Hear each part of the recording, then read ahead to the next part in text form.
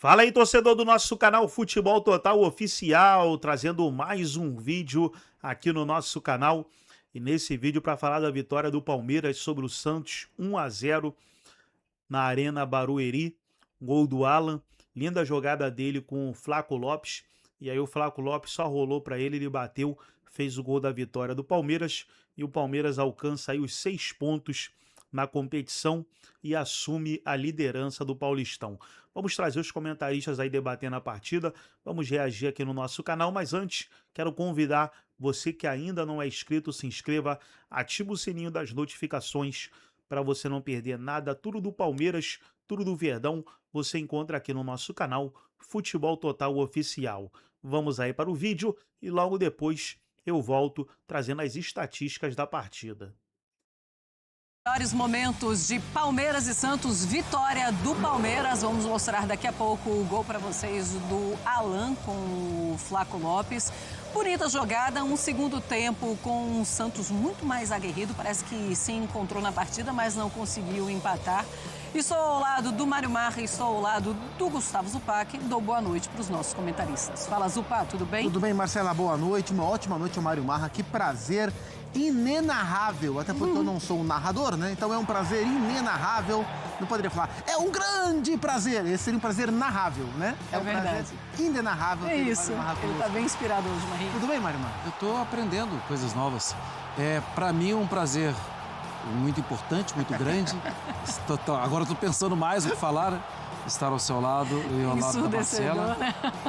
Dois companheiros de longa data, mas não precisamos também entrar em detalhes. É verdade. E também com fã de esportes, sempre bom estar aqui. Enquanto isso... Melhores momentos. Melhores momentos de Palmeiras e Santos. Marinha, começa com você. Oi, vamos. É um jogo ok, principalmente pelo segundo tempo. Vou tirar o primeiro tempo, tá? Dessa conversa. Para um início de temporada? Sim. Porque também a avaliação tem que passar por uma moderação, né? De não dar para esperar aquela loucura que a gente vai ver em fevereiro, daqui a pouco, mês que vem, de intensidade, de março, do que a gente acabou de ver, de novembro, de dezembro, porque são times diferentes que estão, sim, nesse momento sendo montados, jogadores que entram, não só no jogo de hoje, mas nos outros campeonatos também, que daqui a algum tempo, Marcela, eles não vão entrar, muitos não vão entrar nos principais jogos. Então, dada a moderação, o primeiro tempo foi cansativo. Foi. O segundo tempo foi mais legal. Então, eu respondi a sua pergunta. O segundo tempo foi dentro de uma expectativa legal do que a gente pode ver pensando em clássico. Pois é, pensando em clássico. O Palmeiras emenda, então, a sua segunda vitória, o que também não quer dizer muita coisa, mas já mostra alguma força quando se vence em um clássico, Zupac. E assim, segunda vitória importante, aquilo que a gente vem falando desde o começo do campeonato, lá na semana passada, que é o formato, né? Então, em um formato onde os grandes estão se pegando o tempo inteiro, onde os grandes têm uma tabela muito mais difícil e onde, nesse momento, vamos lembrar, gente, hoje é 14 de janeiro, hoje era para os times estarem marcando o jogo treino contra o Águas de Lindóia, sabe? Aqueles times que vêm no CT jogar, era para isso estar acontecendo. Então, dentro desse contexto, você já largar com 6 pontos em 2 jogos, é importante para você ter até mais tranquilidade, caso você resolva a sua vida no campeonato de maneira antecipada, para conseguir tratar como, de fato, uma pré-temporada. Quem andar com a corda no pescoço até a reta final vai ter que olhar para essa primeira fase do Paulistão de maneira mais séria do que deveria, né, pela questão do calendário, né? Não foi um grande jogo, acho que o Palmeiras foi um pouco melhor do que o Santos. O gol do Palmeiras foi um gol muito bonito, sim, mas foi das poucas jogadas de fato bem trabalhadas, bem construídas do jogo, né?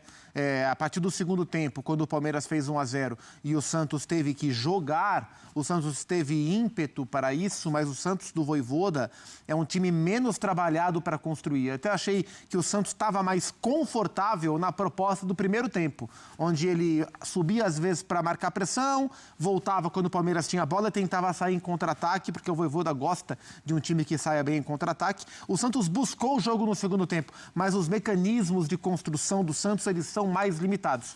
E o Vojvoda tentou trocar, aliás, trocou toda a sua frente e o Santos continuou tentando pressionar, mas exigiu pouco do Carlos Miguel. Mas ele ainda faz ali umas 2 defesas, ainda aparece assim, em algum momento. O Santos, na hora que precisou construir jogo, ele sofreu. Ele foi melhor tentando cruzar e o Gabigol tentando chutando ele fora e tal. Mas foi um jogo onde o Palmeiras foi um pouco superior, mas totalmente compreensível às limitações. Lembrando que estamos no dia 14 de janeiro apenas e o Palmeiras, especialmente, com um time muito mexido. Sabe que eu acho que tem uma coisa muito legal aí, né, assim, quando tem os clássicos, que é a oportunidade de se ver e aí quem ganha, às vezes até evita problema, como o Zupac disse, mas quem perde, talvez tenha uma melhor oportunidade de avaliar, entende, assim, isso não pode se repetir, porque chamar atenção, cobrar na vitória, às vezes entra por aqui e sai por aqui.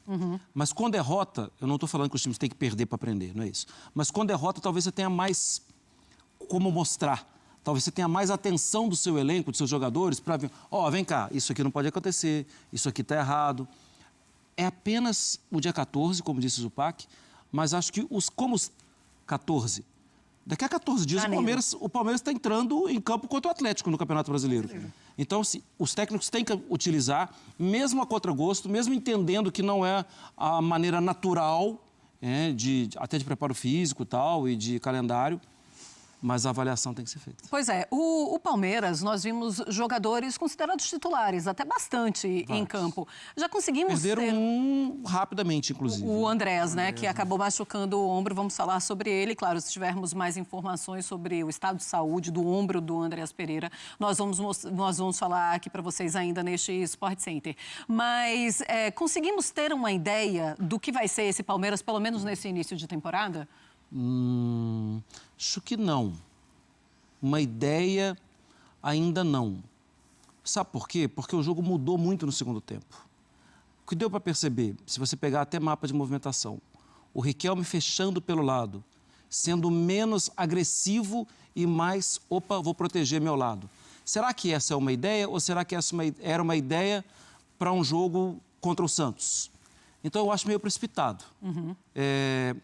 E quando o Santos melhora no segundo tempo, ele força mais o time do Palmeiras. Mas ele força, ele finaliza mais, mas não dá para falar que tenha mudado alguma coisa do Palmeiras. Porque o Palmeiras está, várias vezes, quando tem vantagem, vem me atacar, vem cá, me ataca. E aí entra Vitor Roque, o jogo pode até abrir mais possibilidades. Então, eu acho precipitado, Marcela.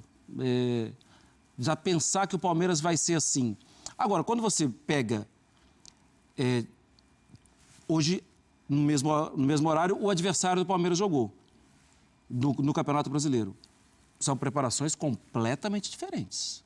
Aí, sim, acho que talvez dê para a gente falar não sobre como vai ser o Palmeiras daqui a 3 meses, mas o Palmeiras daqui a 2 semanas é bem superior ao seu adversário. Sim. De daqui a 2 semanas. Você está falando do Galo, né? De Campeonato Brasileiro, né? O primeiro adversário do Palmeiras que vai enfrentar o Galo. Zupa, conseguimos ver alguma coisa do Santos que você imagina que vai ser utilizado ao longo dessa temporada ou não dá para falar? É muito início ainda desse time do Santos e o Gabigol nem começa como titular, né? O Gabigol não começa como titular. O que a gente ouviu de informação é que como ele começou como titular no primeiro jogo contra o Novo Horizontino e hoje o jogo era no gramado sintético, aquela velha discussão. A ciência diz que não muda nada. Os jogadores não gostam, os jogadores se sentem inseguros, os clubes preservam alguns jogadores por causa do gramado sintético. E também, começo de temporada nesta condição, o Gabigol ficou no banco. A questão do Santos, a gente até pode buscar elementos e tentar enxergar as coisas, né, os padrões da equipe, mas a questão é que o Santos vive no modo de espera pelo Neymar. E o Neymar muda totalmente a característica do time. O time gira em outra rotação com o Neymar em campo, porque o Neymar dá um acréscimo na parte técnica absurdo e ele demanda um esforço coletivo na parte tática, porque ele não vai marcar. E se você imaginar que o Santos vai ter Neymar e Gabigol jogando juntos, quando isso acontecer, vai demandar do resto do time marcar. Então, por exemplo, hoje não jogou o Gabigol, foi titular o Tassiano. Não jogou o Neymar, foi titular o Lautaro Dias. Lautaro e Tassiano são jogadores extremamente colaborativos. Eles não são brilhantes tecnicamente, mas eles se valem, quando se valem, pela colaboração. Isso já muda completamente a característica quando está Lautaro e Tassiano, quando está Neymar e Gabigol, tecnicamente e no aspecto colaborativo. Então é difícil a gente olhar para o jogo de hoje e falar o Santos vai ser assim, quando o Gabigol não começou jogando e com o Neymar ainda fora.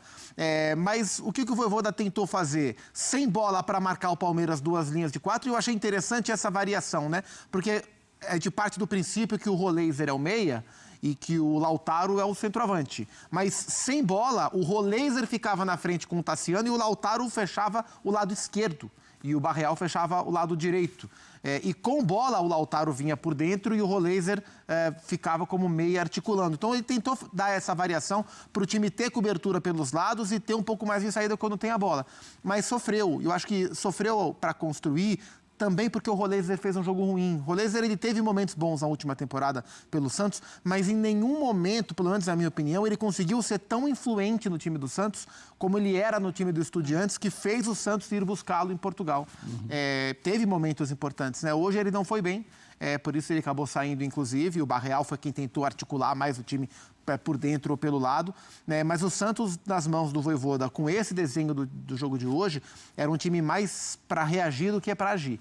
Como tomou gol no primeiro tempo, teve que partir para cima na segunda etapa e levou um tempo até tentar se encaixar no jogo. Ô, Marra, e ainda falando sobre a escolha do Vojvoda de deixar o Gabriel no banco de reservas, né? Ele entra apenas no segundo tempo, quando ele começa a partida contra o Novo Horizontino. Dava para fazer vamos colocar então ele no banco de reservas do Novo Horizontino e deixar ele como titular num clássico como o Santos?